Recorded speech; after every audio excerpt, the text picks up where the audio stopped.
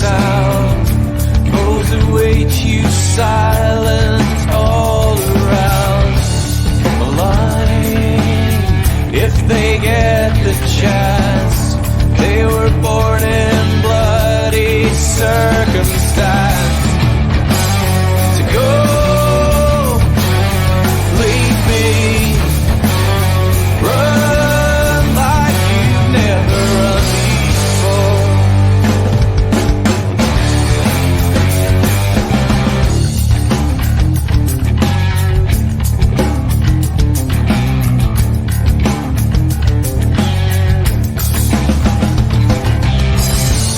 A voice from the underground, given room to breathe, not or be drowned.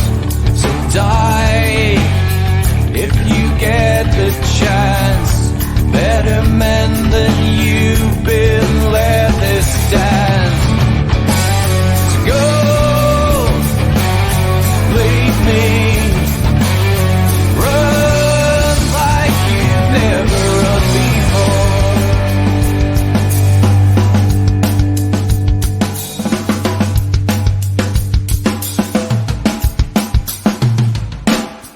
I have seen the worst, and there is nothing left for me to hate, so I can lay me down, my brothers, on the ground. I bled today until Coyote comes to raise me up and carries me away. To go, leave me, run like you never did. No,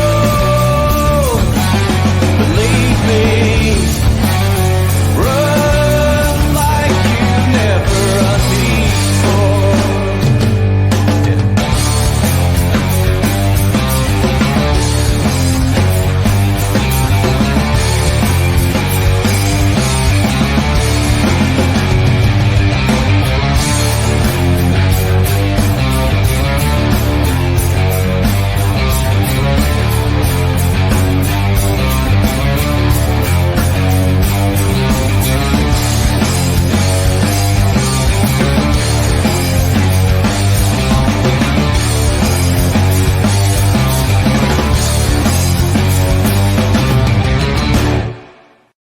Your Bluetooth off your phone. Hi, Rhoda. Welcome to the Scottish Rugby Ball podcast. I'm your host tonight, John Anderson, filling in for Cammy. We've got a fairly action-packed programme tonight. Lots of news, lots of things to cover. And also, there might be the small matter, some European games that we might want to talk about. Don't know, Craig, what do you think? Oh, I think we'll talk about it. You sure? Okay. if you insist. Don't say I'm not good to you. So obviously I'm John Anderson. Joining us tonight, we've got Craig. Hello all. And we've got Johnny McGinty. Evening. And we've got the shadow of Ian Hay plus an echo. Hello, yes. The settings on my StreamYard had gone to the laptop microphone. It should be fine now. Should just be the headset. Hello. We can hear you loud and proud now, Ian. Thank you. Excellent, fantastic. Excellent. So you can't hear Sky Atlantic. Good. We cannot. No. What's I turned the telly off. No, it's just we had Game of Thrones on. Well, nice. We'd finished really watching Bob We were Stormers. preparing for the podcast with some nice gratuitous violence. Yes, dragons, or as Ian McShane called it. I don't know if I can say the first one because it's rude. No, don't say it yet. No, 9 o'clock, bud. 9 o'clock. Ruder word for boobies and dragons. Right, we'll get all the sales pitch out the road just now. You'll see the banner at the bottom if you're watching this live. If you're on audio, you will not. Head over to scottishrugbyblog.com to see all the content over there. If you fancy supporting the podcast, head over to patreon.com/scottishrugbypodcast. You can subscribe there, get exclusive content, including our weekly rant where we go hands to the ruck and we have a wee sweary swear and we put the world to rights. Usually that's about an hour's worth of ranting, so generally worth popping along. It's £3 a month. If you want to get yourself into the Richie Vernon Thunderdome, or if you so desire and you want to really support us and support the big man Dougie Donnelly himself, £5 a month gets you into the Dougie Donnelly Members Lounge. You don't actually support Dougie Donnelly, to be very clear. He's fine. He's got his golf gigs. But you £5 a month, you'll get your name read out on the podcast. I'll be honest, I've forgot to check if there has been any £5 a month donations. So if there has, we're going to do a bumper Christmas special next week, and maybe we'll just put out a shout out to everyone that's a Dougie Donnelly Members Lounge at that point. But the other thing I need to, Cammy, reliably on Thursday, I need to again prompt. We are, for the Six Nations this year, you've got the option of coming along to 3 Brick events. We're partnered up with them to do some Six Nations watch parties. These are going to be quite interesting events. We're through the Biscuit Factory in Edinburgh. We're going to have basically a live podcast. So everything you see tonight, live. I'm sure, given the crowd that will be in and the beer will be flowing, I'm sure it'll be a wee bit live and uncut. Maybe a bit rude at times as well. But yeah, we're covering the main Six Nations games. The only one we're not doing is the Italy game for, it seems like a wee bit disrespectful to Italy, but that's fine. The four afternoons should be good. Remember what happened the last time you mentioned the word uncut, John? Yes, I do remember, Ian. I'm testing the water here. I'm just hoping you don't repeat your actions that night. Which, yes, we'll not talk. Maybe mention that in the fateful night. That was a good night. It was a good night. So I think that is the sales pitch stuff out the way. I'll take that banner down. I'll pop that one up because I fancy changing the banners up tonight. I know I'm getting swift at this now. So welcome, Andy. Andy always puts a wee message up just as we're mid credits. Evening, Andy. I hope you're well, and welcome along to the show as per usual. So let's do some news first. There has been a bit of news has cropped on. Okay, let's not do some news yet. Let's do our premium drinks review. So those of you that follow the Scottish Rugby podcast on Twitter will have seen, I believe it was a picture from the Edinburgh team, Craig, is this right? Yeah, it was, absolutely. After the game at the weekend, and they were celebrating the result with either Tennent's Lager or Strongbow Dark Fruits. And Cammy may have suggested that this was a bit rubbish, that this was the case. And this has led to Twitter exploding on a scale unheard of. Would that be an accurate statement, guys? I think you're pretty accurate with that one. Yeah. The most upset people have been since we said that Blair Kinghorn was all right. Yeah, So it's Blair Kinghorn being all right, and then it's Dark Fruit Skate, right? So what we've decided to do, just as a starter for 10 tonight, we've decided to do a sort of live review of our premium products. So I have the Dark Fruits here. I see Iain and Jonny both have Dark Fruits here as well. Guys, have you partaken in Strongbow Dark Fruit cider before? I'm an adult, John, so no.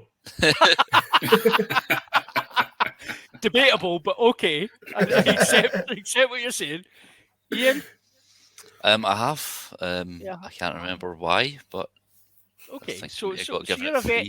You're a vet. Yeah, you're a veteran in the Dark Fruits. And Craig, I see you're just sticking to a grown man's drink. Are you not joining us in the dark fruitage tonight? No, I've got Corona. The beer, not the disease. To be very clear to the audio listeners, Craig is holding up a bottle of Mexican lager beer. Yes, absolutely. Other beers are available. He's not a positive LTF test. No, absolutely not. I had one of them this morning, and it wasn't positive. It was negative, which is lucky. No, I think obviously Edinburgh decided to take some of the cases of freebies that they get on this. That was probably lying about the changing rooms from the Scotland games. and thought they'd take them with them. So that seems to be the way it was, because I don't think they would get dark fruits or Tennent's lager down in the posh part of London. So tastes like fizzy blackcurrant juice. It does. Exactly. Like, see if you made a really weak Ribena and added a really crap fizzy wine to it. That's what it would taste like. It's like buying own brand Vimto from B&M. So Robinson's apple and blackcurrant spritzer. That's what it is.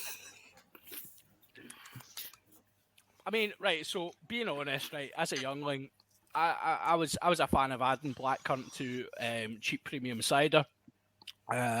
Cheap cider. That's what it done to my brain. That explains a lot. Yeah, it's all coming out now. So I mean, this is like a little bit of nostalgia for me. Yeah, it tastes like super sweet diesel. Like obviously at the Ailstorm gig, you know, at the Paralands, you could get a delicious pint of diesel. I wondered who'd been signing stuff out my car. So I mean, See right? the price of diesel these days. So if we come to you first, Johnny. So we'll come on to the Tennent's Lager in a bit, obviously, as we progress through the podcast. But Strongbow Dark Fruits, where are we standing on this? On a scale of 1 to Finn Russell, where do we stand? It's got its ups and downs. I think I've drank about half the can in the taste test and not really noticed. So that's because it does just kind of taste like fizzy blackcurrant juice. So I can see it being quite dangerous, actually. And it is alcoholic, so it is. Yeah, I mean, there's a significant alcohol content in there. Oh, it's only 4% or something. It's only 4%. Okay, right. Not significant. All right, Captain Pugwash. I tell you what, it's got a nasty aftertaste though. I think if I was drinking it all does. night, I'd start to not enjoy it fairly quickly. Slightly metallic aftertaste. Maybe it needs decanted from its can. Maybe draft's better. Yeah.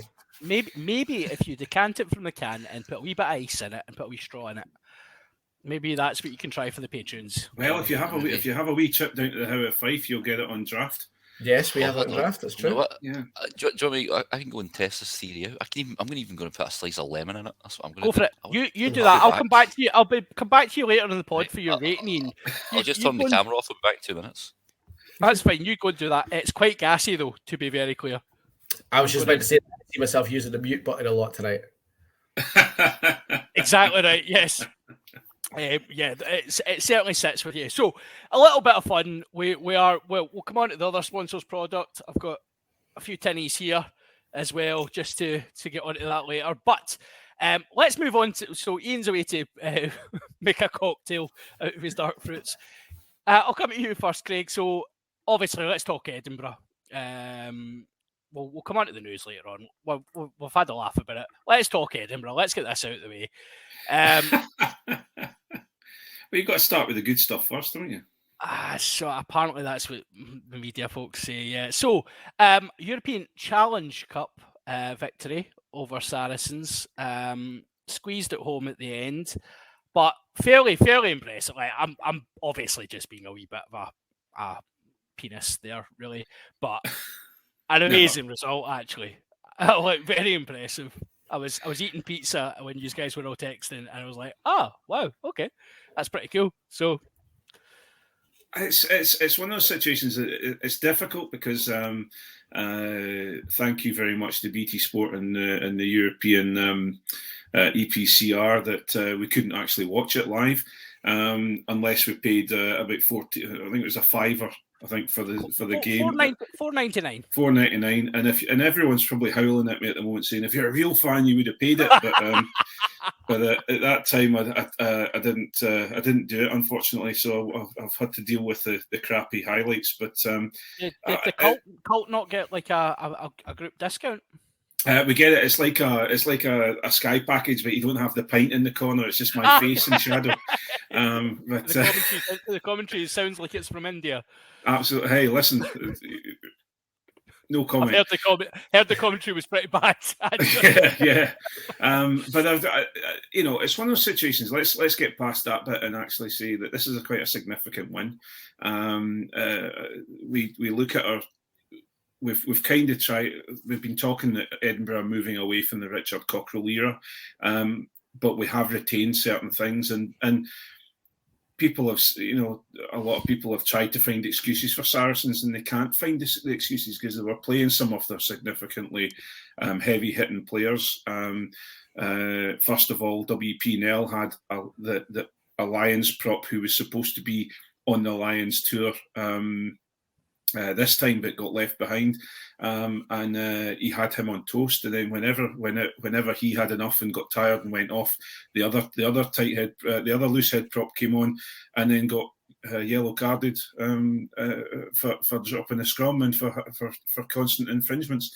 I think Edinburgh have really kept a set piece dominance, and then having Savala at 10 has really opened my eyes a little bit to the I'm going to call him a youngster, but he's he's really shown a little bit of maturity there. And then Boffelli, who basically is going to get the keys to the city, I think, because a signing these, both him and Mayano, sorry. They've been signings of really, really good signings for us over the break. So no, I thoroughly enjoyed A, the win, and B, the bragging rights. And with the latest news that's just happened, it looks like we've got a good chance of getting out of our group, because Saracens have just had their next game handed to the other team because they can't play because of COVID. So it's an interesting one. So that is a very interesting point as well, and the COVID situation obviously is looming large over quite a lot of rugby now. Saracens, as Craig rightly points out, Saracens have forfeited their match at the weekend against Montpellier. For having, they had a COVID outbreak on Monday. I think it's Poe, is it not? Because it's Poe, yeah, one they should have walked. Yeah. Sorry. I don't know why are Montpellier in my head? What a strange place to be. I fancy Montpellier to beat them as well, but I don't know if I fancy Poe's chances. Yeah, Poe, sorry. Apologies, it is Poe. But yeah, so Saracens have had to forfeit that. Now, the cynic in me, Saracens are not adverse to, let's say, trifling with the rules. What, cheating? Yeah, outright. And the cynic in me suggests that Saracens are back in the Premiership. They have quite a lot of fixtures coming up, and would it be convenient after a loss in the second tier European trophy, would it be convenient for them to maybe just have some COVID and be able to forfeit that match and not need to expose their players to another game of rugby, especially when quite a lot of their players will be with England for the Six Nations? Maximising the rest time seems very pragmatic, and it does seem quite... the timing seems very specific, being that it was Monday. Are you am I just being a grumpy old man, Johnny, or is that where do you see that? Teams are definitely viewing the COVID situation differently. Like, Scarlets wouldn't have forfeited this week if their game had been in Llanelli instead of in Bristol, and I think Cardiff probably would have forfeited if their game had been in Toulouse and not in Cardiff. So I think we are kind of reaching a point where you have to, and it sounds really horrible, but you do have to kind of consider the motivation of people when it comes to why they either play or forfeit their games. And I don't know if maybe the teams themselves are the best people necessarily to be deciding that. Especially, I suppose, when you look at what's happened with the guys in South Africa who in all good faith went out to play some rugby, and the situation changed very rapidly on them. And I think, are they all back yet, or is there still people stuck in South Africa? Like it was I think the last couple came back this week. I think some of Cardiff's were coming back over the weekend, weren't they? Like while the game was on. Yeah, it's not an easy situation, and I'll come to you next, Ian. It's a shame, isn't it, that sort of shadow of that the positive tests at Saracens and the kind of spectre of coronavirus looms over what, like as we've said, is a monumental victory for a Scottish rugby side. Yeah, but I mean, I think, as Craig pointed out, it was a pretty hard-hitting team. So, what happens after the fact should not be entered into it. I mean, as for suggesting, they've timed it, I can't see that. It's just numbers are rising rapidly, and maybe, I mean, would they really sort of forfeit a game just on the off chance that if it ends up hampering their chance at progressing, would they really do that? I don't think so. But no, I don't think we can use this to take anything. Stop trying to take stuff away from Edinburgh, John. Jesus. I was going to say we haven't really heard both John and Johnny's and Ian's appreciation of Edinburgh's win at the weekend. I think you'll find that I said it was an excellent win, and I was very impressed. Wait, I think that was my opening salvo on this. Was it not good, sir? I told you at the time how very excited I was to see WP&L play 70 minutes and score a try as well. And I'm fairly sure we all...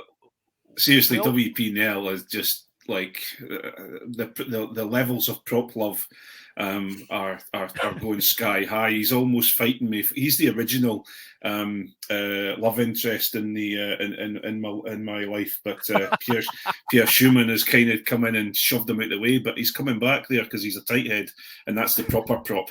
The number three, you're only a prop if you've got a number 3 on your back. The OP. I think we all said on the group chat as well how impressed we were that Edinburgh managed to play an actual 10 and win a match. So I'm fairly sure that came out as well. I did not say that. Yeah, I was going to say. Well, I would say I have to say this though. I'm really impressed with the backbone that Edinburgh are showing now. The ability to close games out, because that's the sort of game we would be winning at half time and then we'd lose at the end. And we've been doing this season, and I think and we can talk about the F1 further down the line, in the hands and the ruck side of things. But I was listening to a thing today, and they were saying that Max Verstappen is world champion because he believes he's better than everybody else. And I think Edinburgh have never had that. They've never had the belief. They've always talked a good game, but they've never actually believed that they can beat anyone on a good day. And they actually can, and they're starting to believe it, and the fans are starting to believe it, which is it's the hope that kills you, We've seen that with the national team as well. Like, yeah, as the pro teams go, so goes Scotland, and we are in a position now the last 6 months or so where we're winning games that previously we would have lost, and I think that does stem from the fact that Glasgow and Edinburgh have started to manage to do that as well. Yeah. The confidence breeds confidence, doesn't it? And it is interesting that I think there was a massive shift in Scottish rugby when Glasgow won the Pro 12. I think seeing Edinburgh get to finals and get to European, the latter stages of Europe, was good as well. And then, as you say, both pro clubs, Edinburgh in particular, this season have kicked on and really do look confident, and that will only be of benefit to the national side. Speaking of confidence, Ian Hay, I will come to you for the final point on Edinburgh. Can we discuss Magnus Bradbury, please? Okay. So I didn't see the game on Saturday because I was. That's okay. I think it's safe to say that Magnus Bradbury is getting all the love from certain parts of the Edinburgh support. He has had a very good start to the season. Is he due another shot with Scotland? Well, he's always in the broader picture. It's just about he needs to get himself front and centre by taking that shirt off of Fagerson. I thought Fagerson played pretty well on Saturday, and Glasgow was losing it. Outstanding. I wouldn't go that far, but yeah, he was good. Bradbury, he's going to have to wait for Fagerson to play badly, or if he really shows up well in training, then he'll get his chance. It's all about taking his chances. But from what I've seen of him this year, and from what I hear from the the other rumblings, apparently he's playing very well. So, good, because number 8's a stereotypically sort of problem position for Scotland. So if everyone's playing well, for that area, that's nice. Hypothetically, would it be peak Magnus Bradbury, given that he got the Edinburgh captaincy and then fell on his face? Would it be peak Magnus to finally make all the form that gets him that Scotland 8 shirt and Jack Dempsey takes it off him? I was going to say get injured within about 5 minutes of the first Six Nations game. I mean, that would be very Scotland, full stop, wouldn't it? You finally get what you need. But no, I think like Bradbury has been going very well, and actually I've watched back quite a lot of the performances that people have been maybe waxing lyrical about online, and he's doing well. He's carrying very, very hard, and it's looking, he looks on form, and that's what you need. And his timing is formed really well. If he can continue that through this last run of fixtures, he'll be very much in the reckoning for a Six Nations squad. So well played to him. Sorry, I'm going to have to dart through it. So 2 seconds. Well, I'll take deadly, man. That's what you have to look at, and I appreciate the love for Jack Dempsey at the moment that everybody seems to be dancing about and singing about, but it depends on how long that's going to last, and also, do we really want someone who played for Australia who is no longer playing for them because somebody better has come along to come in and unseat? I'm not just talking about Magnus Bradley, but unseat Matt Fagerson, unseat all the other Scotland caps that are already playing very, very well at the back row. And I don't think it's something that we can take lightly. I think Magnus is there. He's been sent home early a couple of times from Tooney's sessions, so I can understand why he may not get the chance. But he's, as I've always said, if they're not going to get a Scotland shirt on their back, I'll be quite happy that they're with Edinburgh and performing at Edinburgh. Right, we definitely take that just now, the way the form is in. I was going to challenge you and say, how long does it last? That's the story of Magnus Bradbury's career, but so far. But anyway, he's in great form, and we'll no doubt see him in the Scotland squad for the Six Nations coming up. So congratulations, Craig. Well done to Edinburgh. We are all very impressed, and we're very proud of you. And our rivalry that is all a bit kid on is put aside to Dother. Well, I've worked very, very hard with the team, and I appreciate your well wishes. We put all of that aside to universally laugh at Maro Itoje. Exactly. I mean, had it been a nice English club, no, actually no. It was a great result. He's done well. I was just so disappointed that Farrell wasn't playing. I would have loved to have seen his wee sad face. Oh, and then hear him do a wee interview afterwards. Do they do interviews in the Challenge Cup? Is that a thing? Do they have on-site? I don't know. To be perfectly honest, from what I can tell, everybody that's out there doesn't seem to think it exists at the moment, so that's fine. We'll be quite happily going under the radar and taking the silverware at the end of the season. Well, we hold our breath and pray that is the case, Craig. Of course. Yeah, it'll be one more cup that Glasgow haven't got. Now, knowing fine well, it's a shame that Cockerell's not still there, because I would have put good money on you getting to the final and absolutely choking. So I probably would have joined you, to be perfectly honest. So we'll laugh. We'll move over the M8 just now. We'll just get Europe out the way. So the I'm not going to say the Big Boys Cup, the Champions Cup, Glasgow, La Rochelle, a close match. 2013 it finished. Glasgow played well. La Rochelle are not they're not a bad side in the slightest. They've got some very, very talented players. Will Skelton looked like he had eaten Will Skelton and then done some press-ups with Will Skelton. He was an absolute menace. But overall, I mean, I think everyone was after the Edinburgh Saracens game. I think everyone was kind of like Scottish rugby had its high that weekend. Finn Russell had torn Northampton a new one, and we were all kind of thinking, could Glasgow just complete the perfect weekend? And no, they were close. But Don't forget, Johnny Gray got a hat trick. Johnny Gray did get a hat trick as well. Yeah, and he still doesn't know how he managed to get it. I saw the interview afterwards, and he was asked specifically, Johnny, what did you do differently to get that hat trick? He kind of looked and went, I don't know. It just came along. Got the ball put in my hand. Yeah. Take that. It's like the scene in The Waterboy when they're trying to work out what actually drives Bobby Boucher, and it's like, Johnny, what we want you to do is tackle the ball. Tackle the ball. Tackling fuel.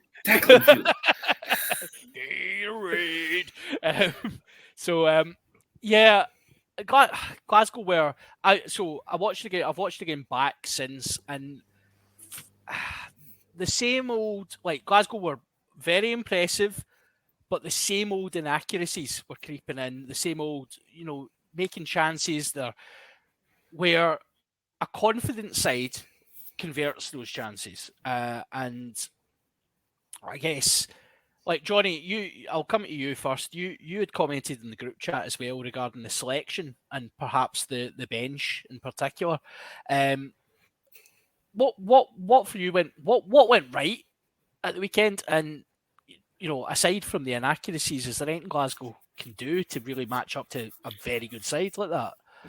Well, to have the ball in our hands and be attacking their line, going for a draw after the clock's gone red, is not a joke. Like, that's a team that lost the final last year. This isn't, like, we have to keep in mind that this is one of the very best teams in Europe. And they played Gash as well. That's enough of that language, Craig, and I'll put you in your box. Okay, We'll stop being nice about Edinburgh. Giving away 15 penalties continues to be the problem. Yeah. And like we said this last week about Glasgow, we've said it till we're blue in the face about Glasgow. We are in a position now where we were within a score and within one attacking opportunity of drawing against or beating a team that was in the final of the Champions Cup last year. If we hadn't given away 15 penalties, we'd have been in a much better position. It was away from home as well. Exactly, yeah. It was down there. And I don't understand the 6-2. I know they're a big team, but how many times have we talked about how you don't fight fire with fire and you don't go to South Africa and try and outmuscle the Springboks? La Rochelle are a big old team. Will Skelton's a massive unit. We might have done better to try and play around them rather than play with them. So I wasn't really sure how the 6-2 was beneficial. Is that so, Iain? I'll come at you. That seems to be something that Scottish rugby, we have a habit of doing this, where we almost think it's a good idea to, like, almost we talk about it a lot. Let's play them at their own game, and it seems, given that Scottish rugby has, like, I think to most onlookers now, Scottish rugby has a brand of rugby that is, Edinburgh are now joining the party and playing that brand of rugby as well, and it's great to see fast attacking play, but also a pragmatism in defence just now. There's a Scottish rugby has a brand of rugby, and yet every time we come up against a bigger team, and I'm exclusively talking about Glasgow here, I'm not saying that Edinburgh necessarily have done this yet, Scotland do it as well. We talk about playing them at their own game or matching them at their own game, and it just seems strategically a bit mad, really. Yeah, it's sort of like, playing to your weaknesses or try to bolster your weaknesses rather than playing to your core strength. I just thought it was a bit strange that if you are only going to have one back on the bench other than a scrum half, that you pick one who can only play at standoff, really. And even then, I think some of my fellow panel members might even say he can't even play at standoff. Who's Yeah, say it's- that? what I think is weird is if you are going to go for a 6-2 split, there's a lot of guys that only came on for like 10 minutes, like just over 10 minutes. You know, if you're going to have that split, bring the power on earlier so that, you know, they've got more time to sort of tire out the other pack. I didn't think there's just a couple of silly mistakes. Things like when Ross Thompson, just after when Rory Darge was in the bin, Ross Thompson not hoofing it downfield and instead getting caught. Yeah, take the a step penalty. in. Yeah. Yeah, because that's like if he just smacks that into the stand, it means that they can't take a quick line out. Runs that clock right down, means that Darge come back on instead. It's another 3 points down. Plus, you're going to get the ball back from the restart most likely. So, you know, just churn it over a couple of times, then boot it out. You get Darge back on the pitch. Am I remembering rightly that they scored 13 points while Darge was in the bin? 10. I think it was just That's 10. like... I mean that's the game there, isn't it? Really, it's again Johnny's For a point 7-point game, yeah. Johnny's point regarding discipline. I mean, well, putting 10 points in a team whilst a player's in the bin, you know, that 10 points will generally get you quite far to a victory if you're a good side. So, you know, you can't allow these good teams to get that far in front of you. And like, I think Glasgow, the positives for me, the fight that they showed, particularly in defence, was really good. Unfortunately, as you say, discipline just...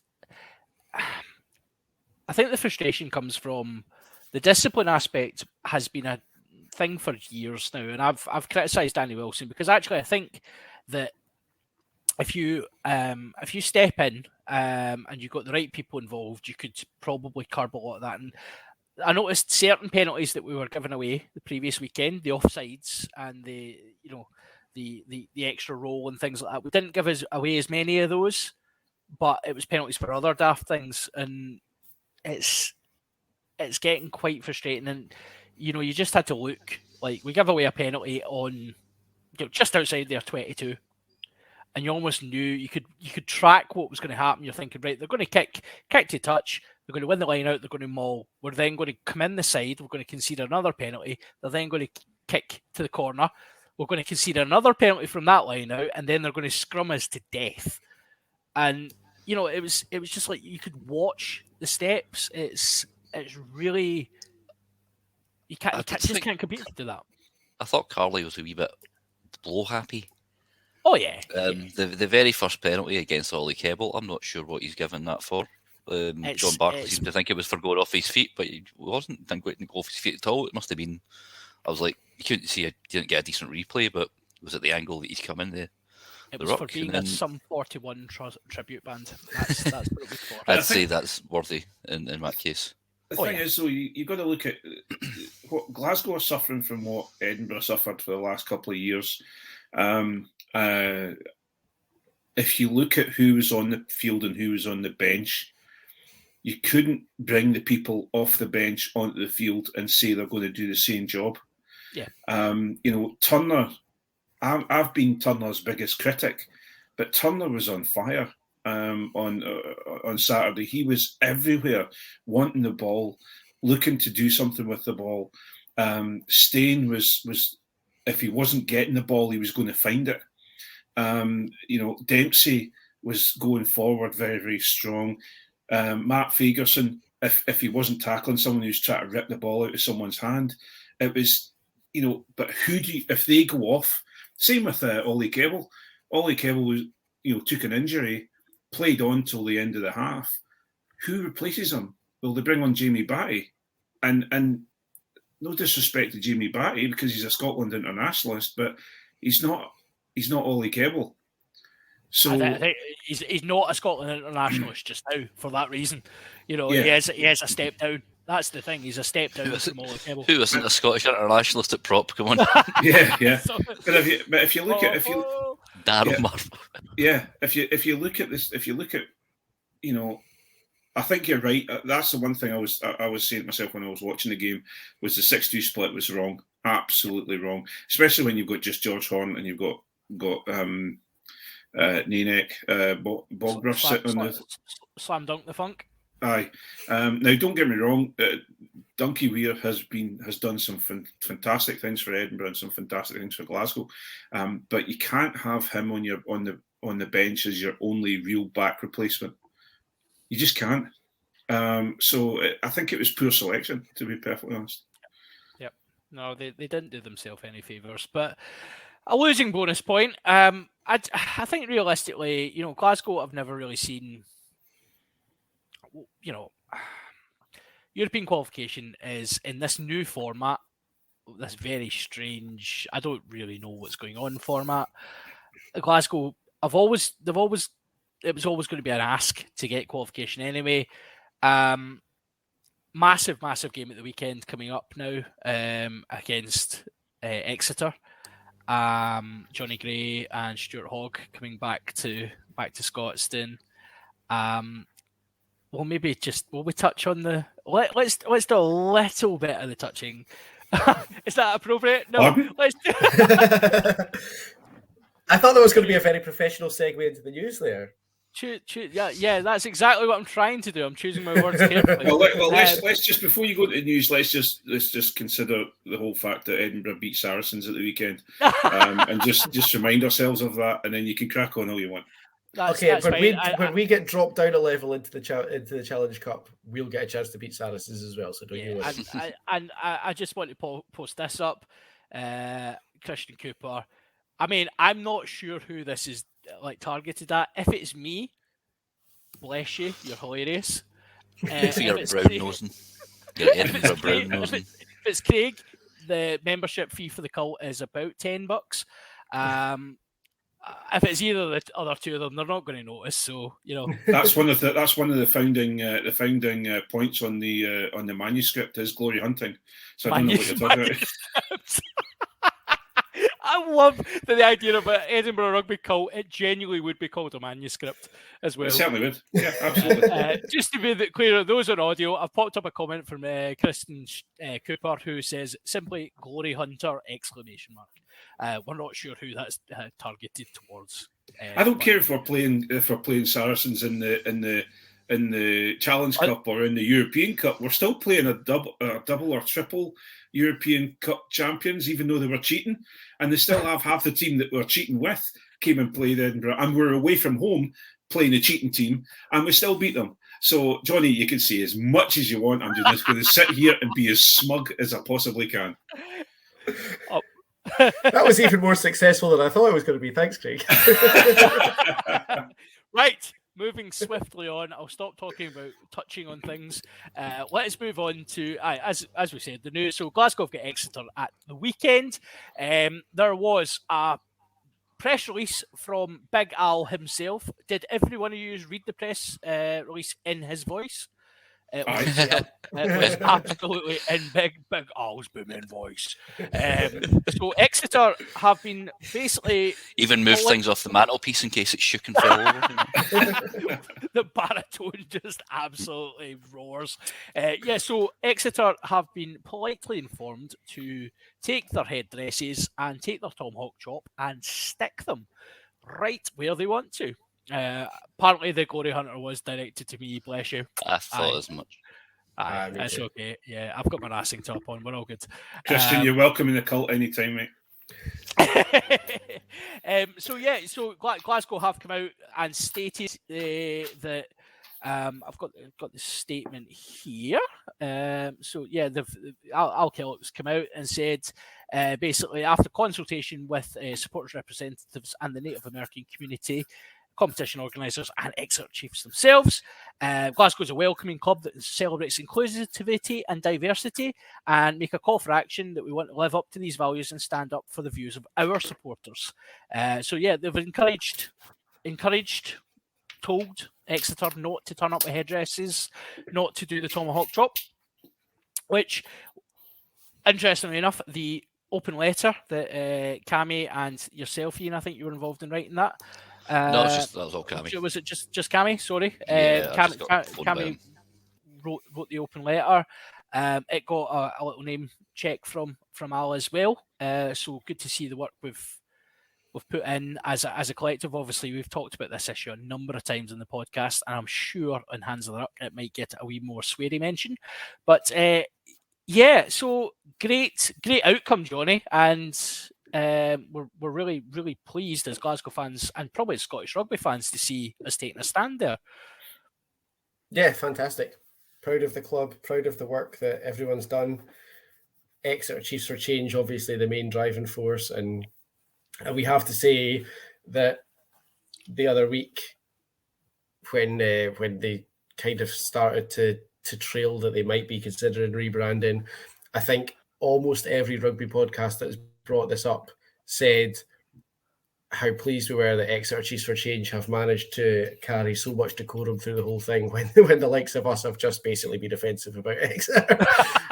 So they deserve a lot of credit for that, and they've done a really good job. It was nice to see Big Al kind of taking notice of Cammie's letter, and I don't think anyone's got any doubt that the club have done the right thing. I think it's great to see, and really, really pleased with it. Well, you say that. Yes. So we've got Alan Mcdonald, regular listener, friend of the pod. It's brought out more gammon than a 70s buffet too. And do you know, it's on a cocktail stick with pineapple and cheese. We will definitely come on to that in Hands of the Ruck, Alan, if you're hanging about for that. Yes, there has been. I was surprised, Ian. I'll come to you with the reaction of some Glasgow fans to this. I know you're always going to have a minority in any support that just want to bleat about, the leftist wokies that are taking away my freedoms to, enjoy a bit of casual racism. But I don't know if it's just they've got a nice loud voice at this point, but some of the forums have been quite.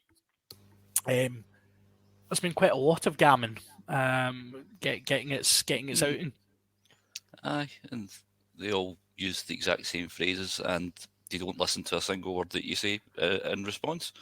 The most important part of Al Kellock's statement is that they've been in touch with Native American communities, and for some reason nobody seems to be listening to the fact that it's been a 50-year campaign. It's not just us and Exeter Chiefs for Change in the last couple of months or whatever that have said, that you shouldn't use Native American sports brand, and it's been an ongoing fight for 50 odd years.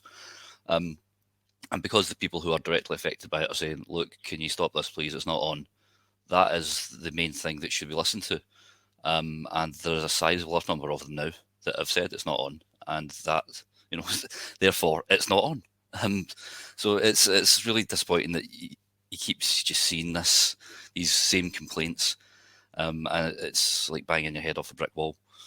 I was amazed at some of the things, especially the whole thing about should Glasgow now drop the Viking helmet with the horns on it, because it's like, hang on a minute, it's the Vikings haven't come from the Anno Domini year to come and write us a letter and complain that they're upset by Glasgow wearing Glasgow's symbol with a helmet with horns on it. They haven't written and said, please don't use it. They've not had a campaign for years to say, please don't do this. It's a joke. They don't. But the problem you have is the gammons in their mind think they're right, and they won't listen to anything else. Ian, I was amazed at that. I was totally agree with you. The lack of ability to see sense about what they're saying is just amazing. Did you bring up, sorry, I nipped off to deal with some childcare there. I assume you brought up examples of where Glasgow fans have been slightly out of line with this. Did you happen to go onto, there's a Glasgow forum, and there was one guy who listed what can only be described as a number of different things that were complete. So the Viking helmet got mentioned because that seems to be everybody's go-to just now. We just deal with this right now. It's not a Viking helmet. It's not a Viking helmet. No. Clyde the Coup has horns that come out the top of his helmet, but the Warriors badge hasn't got any horns on it. Exactly. Clyde's a coup, he's got horns. So his horns come out the top of his helmet. The badge hasn't got any horns on it. It's a total fabrication. Here you But go. the This thing, is what, the thing is, though, that Glasgow are celebrating our heritage. Mm.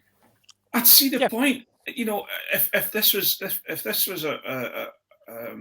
you know, if this was the I forget what to call them, but the emerging community, they had their own team. They can have, you know, headdresses and everything if they want. That's up to them.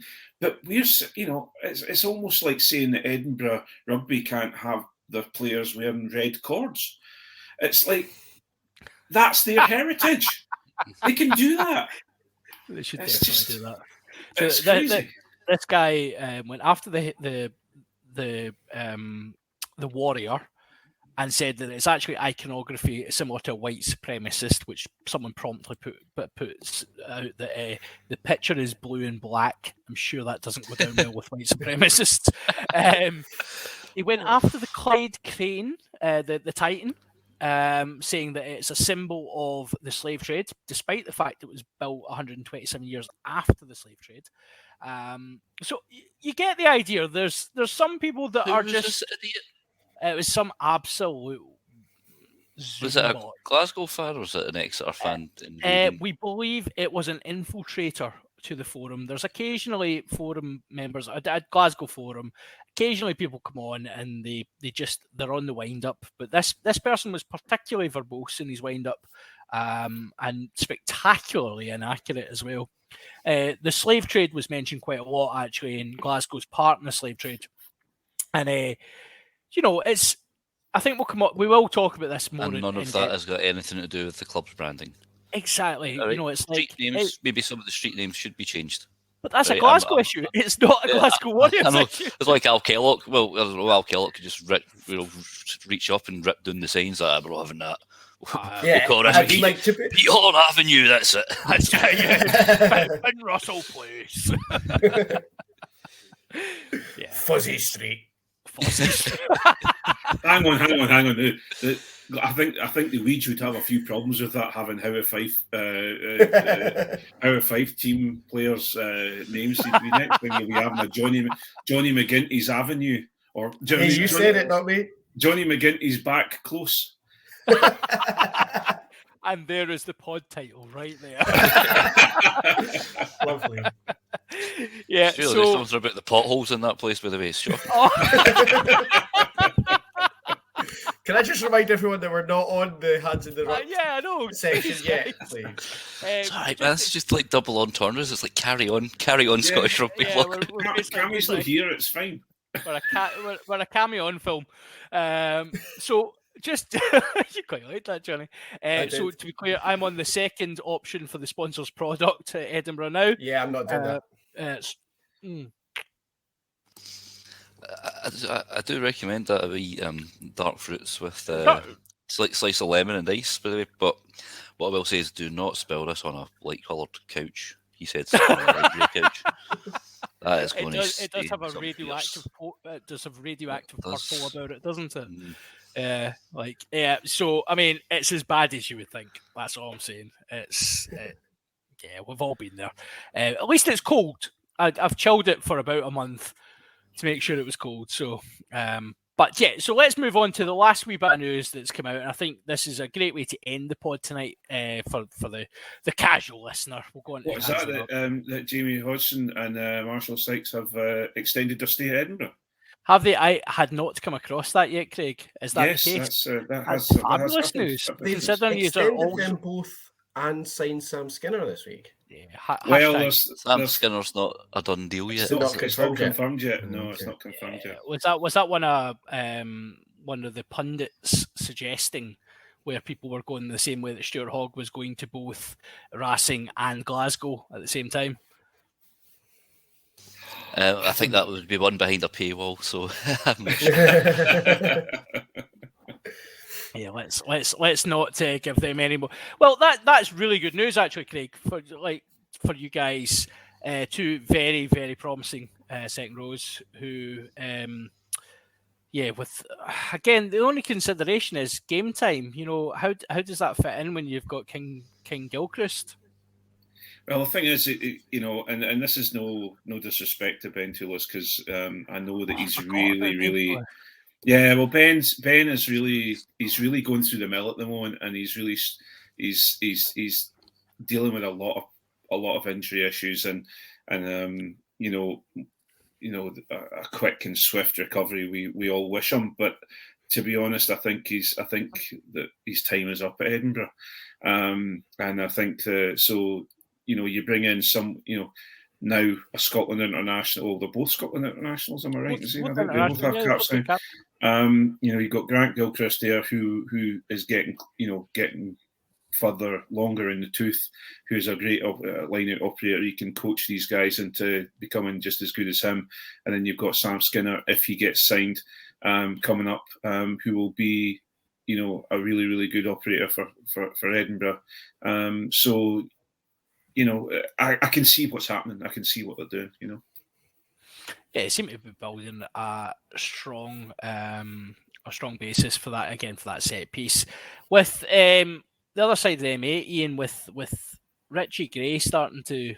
Well, I mean, he looked interested at the weekend, but there hasn't been a great amount of enthusiasm for rugby from Richie, it seems, this season. With him getting quite old, would you... Sam Skinner going to Edinburgh seems a bit... Like, SRU like to distribute the resources, and obviously the players have a say in it, but that does seem like Skinner seems like a Glasgow signing. Yeah, I suppose in terms of personnel, because we are a bit, we've even got Rob Harley as like third option at lock, and he's not a lock. But Skinner is again another one of these hybrid sorts. I don't know. Who else have we got? You've just signed a bloody great South African for next season. We have signed a 6'10" South African monster. Yeah, that's true. So that's the Richie. Kieran Mcdonald is in Lewis there. Lewis Bean. I quite like him. He's all right. Like he's a workman-like second row, isn't he? Yeah, an honest job, but you're not going to see much excitement from him. He's just going to. No, you're not going to get Nakaraba offloads, are you? But maybe this is a smokescreen, and you're going to see Sam Skinner in a Glasgow top. You never know. Maybe it is all. Maybe it's actually so you get Skinner and we get Hogg and Russell back. Maybe that's what it's all about. Or the other way around. You get Skinner, and we get maybe, Hogg. Yeah. Can you imagine? We've got 15s anyway, so we're not that bothered with it. You've got 115. We've got a couple of 15s. We've got Immelman as well. So that's true. Actually, yeah. You've got half a 10s. Edinburgh getting Hogg to play at 10. That's all. honestly, I would absolutely genuinely. I would pull up. I would get an Edinburgh season ticket if that happened. I would actually join some of the Glasgow forums to have a wee look to see what they've got to say for it if Hogg joined Edinburgh. That'd be brilliant. Feet up, like in the goddamn stadium. I would put my feet up and just absolutely chortle all day if Hogg was playing 10. It would be magnificent. So. But let's get to the most important news. Thank you for that little segment. I was not aware of that news, Craig, so thank you. That is actually really a bit of business for you. It's well done. Listen to me being all polite and stuff. It's like I try my best. I was also involved in the signing as well. It's true, yeah. It's good, yes, yeah. I've noticed it, sitting over there. I like to think that you and your like 12 other fans do have a real connection to the club and are part of all that. So I like to give you a shout out. Yeah. Good luck with Exeter this weekend. Fine, they're all going to get Rona anyway. It'll be fine. So Pete Horne has retired, or is in the midst of retiring. This would be a stand-up on your chair moment, wouldn't it, John, if we didn't nearly kill ourselves last time? I mean, I've got a rotating chair, but I think I could probably get that chair over here in a sec. We'll get there in a second. But so, Pete Horne, the most capped back for Glasgow with 182 appearances. Onside. I was going to say, Craig, I could stand up because although I don't have my how top on, I do have my how bottoms on. Yeah, we'll get there in a we'll get to the standing up in a second, boys. Just calm your beans and try to give the boy a bit of respect, and you're all like, let's just stand up, get it out of me. Calm your beans, yeah. I'm not standing up for anyone. Right, Craig, you might need to get some prep on getting standing up, mate. You get started, we'll sort this, right? Alright, so 182 appearances for Glasgow, obviously won the Pro 12 in 2015, 43 caps for Scotland, played both 10 and 12. Interestingly, for Glasgow, played 10, 12, 13 and 15, which if anyone remembers his performance at 15, let's say, makes Jonny McGinty look like a competent fullback. It was utterly brutal. It's like a world-class loose head. I know, sorry, mate. Sorry. There's no other fullbacks here, let's be honest, right? I mean, an amazing career, and I think the biggest tribute that had been paid to Pete certainly from the supporter base was there was a comment earlier on that said basically for a spell Glasgow and Scotland played better with Pete Horne on the side. He made those guys, particularly at 12, he made guys around him look good, and he was a very, very clever rugby player, wonderful left foot on him, a great kicking option. Great distributor.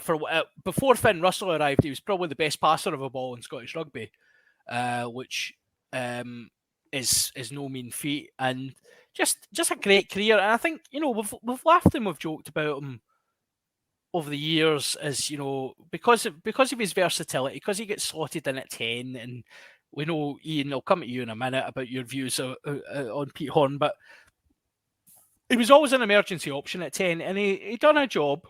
But a great career, and certainly he'll be fondly remembered by the Glasgow guys. He's off to coach at the Ayrshire Bulls, or he has been coaching at the Ayrshire Bulls, and we continue with that.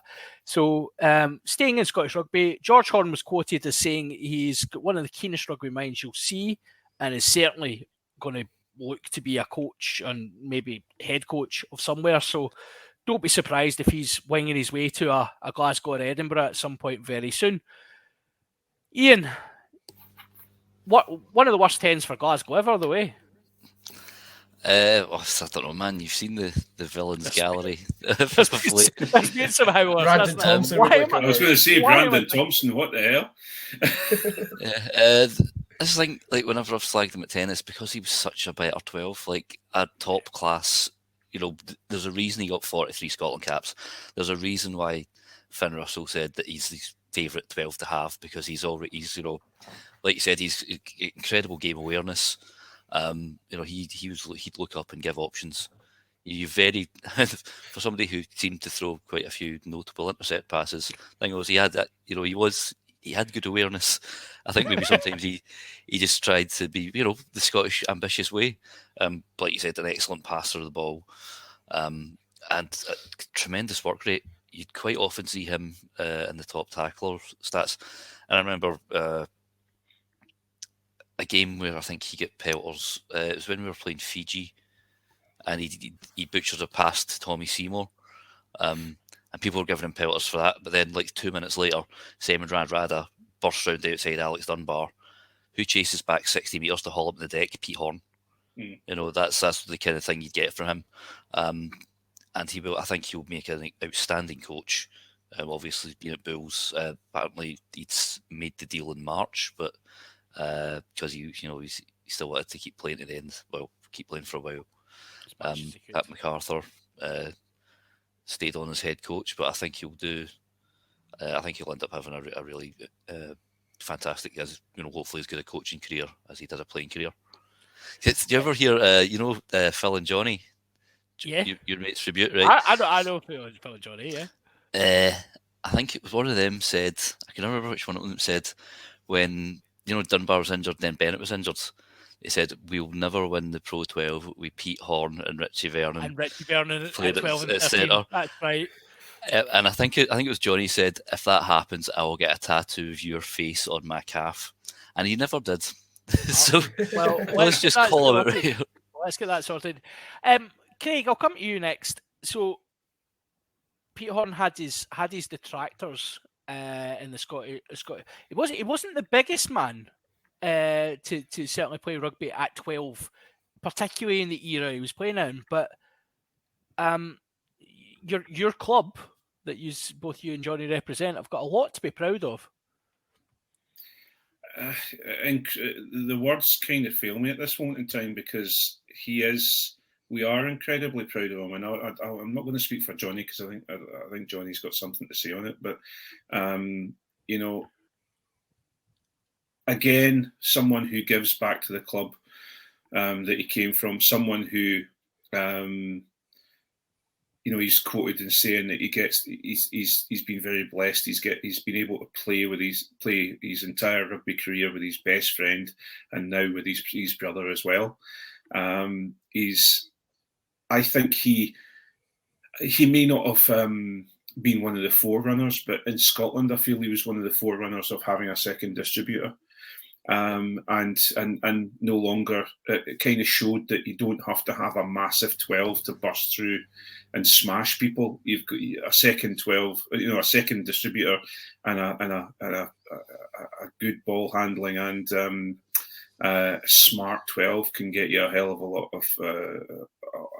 of tries, a lot of yards gained, and I think he has done that, and I think he came at the right time for Tooney, and anybody who has that many caps for his club should be celebrated, and any negativity that has come along the way should be forgotten about, because he's been an outstanding servant for his family. Have been outstanding servants for Howe of Fife, along with him and his brother. He's been an outstanding servant for Glasgow, and he's with 43 caps for Scotland. 43 for Scotland. Yep. An outstanding Scotland player, and very, very proud of him. Very, very proud of him. Yeah. No, I think I hear to that.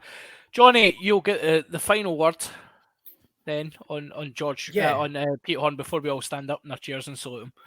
I think Craig's absolutely right. He's a great servant.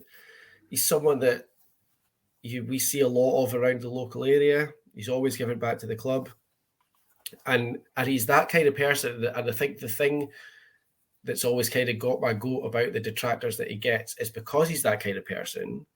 All the negative things that people have ever said about Pete is because Glasgow or Scotland would be in a bind and say, "Pete, can you do this?" And Pete would say yes. So, if he's not the best 10 in the world, he's not a 10. He was a phenomenal 12. And then the country or the club would be stuck and turn around and say, "Pete, could you play 10?" And he'd say, "Yeah, of course, no problem."